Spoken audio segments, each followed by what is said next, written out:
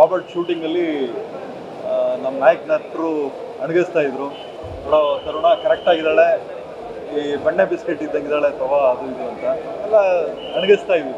But serious ಆಗಿ ಇದಾಗ್ತದೆ ಅಂತ ನಮಗೆ ಅಂದ್ಕೊಂಡಿರಲಿಲ್ಲ.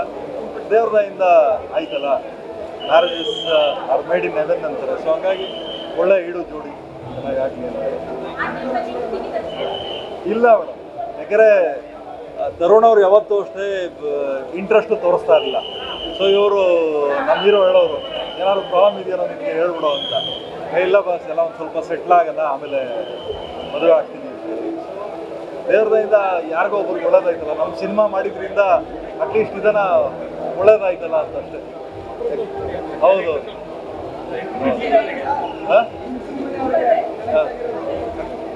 ಅದನ್ನೇ ನಾನು ಹೇಳ್ತಾ ಇರೋದು. ಸಿನಿಮಾ ಮಾಡಿ ಒಂದಷ್ಟು ಜನಕ್ಕೆ ಊಟ ಕೊಡೋದು ಓಕೆ, ಇಬ್ಬರಿಗೆ ಮದುವೆ ಮಾಡಿಸೋದು ಮೋಸ್ಟ್ಲಿ ನಮ್ಮ ಸಿನಿಮಾ ನಮ್ಗೆ ಖುಷಿ ಆಗ್ತದೆ. ಇದರಿಂದನಾದರೂ ಒಂದು ಒಳ್ಳೇದಾಯ್ತಲ್ಲ ಅಂತ. ಆಗಲಿ, ಯಾರೋ ಮಾಡಲಿ ಸರ್, ಸಿನಿಮಾ ಯಾರು ಸೊತ್ತು ಅಲ್ಲ, ಎಲ್ಲರೂ ಸೊತ್ತು.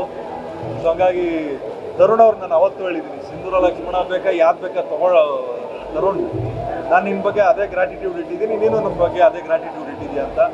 ಸೊ ಸದಾಕಾಲ ತರುಣ್ ಅವರು ಮತ್ತು ಸೋನಲ್ ಅವರು ಒಂದು ಮದುವೆ ಜೀವನಕ್ಕೆ ಕಾಲಿಡ್ತಾ ಇದ್ದಾರೆ. ಒಳ್ಳೇದಾಗಲಿ ಅಂತ ನಾನು ಹೇಳ್ತೀನಿ.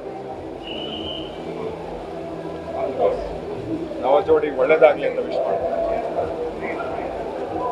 ಕ್ಷಣ ಕ್ಷಣದ ಸುದ್ದಿಗಳಿಗಾಗಿ ಫ್ರೀಡಂ ಟಿವಿ ಸಬ್ಸ್ಕ್ರೈಬ್ ಮಾಡಿ, ಲೈಕ್ ಮಾಡಿ ಹಾಗೂ ಫಾಲೋ ಮಾಡಿ.